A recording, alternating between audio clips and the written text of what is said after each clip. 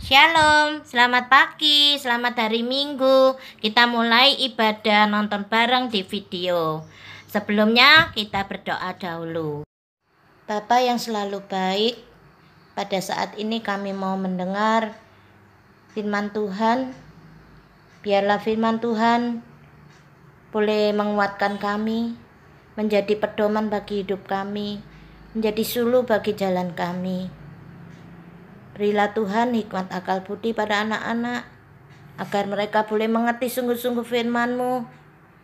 Biar mereka tidak mendengar saja, tetapi mereka melakukan.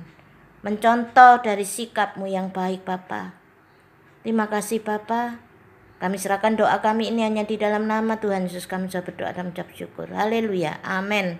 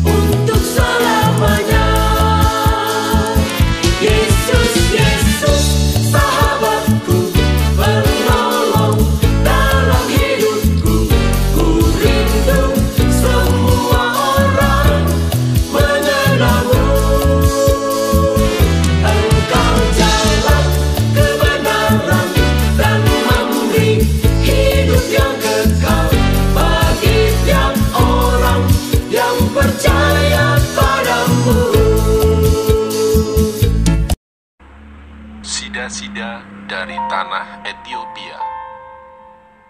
Kemudian berkatalah seorang malaikat Tuhan kepada Filipus, katanya, "Bangunlah dan berangkatlah ke sebelah selatan menurut jalan yang turun dari Yerusalem ke Gaza. Jalan itu jalan yang sunyi." Lalu berangkatlah Filipus.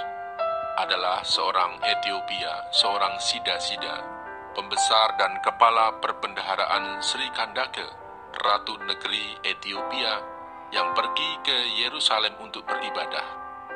Sekarang orang itu sedang dalam perjalanan pulang dan duduk dalam keretanya sambil membaca kitab Nabi Yesaya. Lalu kata Roh kepada Filipus, "Pergilah ke situ dan dekatilah kereta itu." Filipus segera ke situ dan mendengar sida-sida itu sedang membaca kitab Nabi Yesaya. Kata Filipus, "Mengertikah Tuan apa yang Tuan baca itu?" Jawabnya, "Bagaimanakah aku dapat mengerti kalau tidak ada yang membimbing aku?" Lalu ia meminta Filipus naik dan duduk di sampingnya. Nas yang dibacanya itu berbunyi seperti berikut. "Seperti seekor domba ia dibawa ke pembantaian, dan seperti anak domba yang keluh di depan orang yang menggunting bulunya, demikianlah ia tidak membuka mulutnya. Dalam kehinaannya berlangsunglah hukumannya. Siapakah yang akan menceritakan asal-usulnya? Sebab nyawanya diambil dari bumi."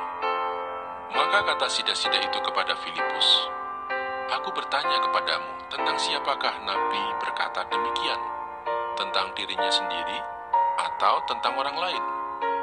Maka mulailah Filipus berbicara dan bertolak dari nas itu, ia memberitakan Injil Yesus kepadanya. Mereka melanjutkan perjalanan mereka dan tiba di suatu tempat yang ada air. Lalu kata sida-sida itu, "Lihat, di situ ada air. Apakah halangannya jika aku dibaptis?" Saud Filipus, "Jika Tuan percaya dengan segenap hati, boleh." Jawabnya, "Aku percaya bahwa Yesus Kristus adalah Anak Allah." Lalu orang Etiopia itu menyuruh menghentikan kereta itu, dan keduanya turun ke dalam air, baik Filipus maupun sida-sida itu, dan Filipus membaptis dia. Dan setelah mereka keluar dari air, Roh Tuhan tiba-tiba melarikan Filipus, dan sida-sida itu tidak melihatnya lagi. Ia meneruskan perjalanannya dengan sukacita. Tetapi ternyata Filipus ada di Asdod. Ia berjalan melalui daerah itu dan memberitakan Injil di semua kota sampai ia tiba di Kaisarea.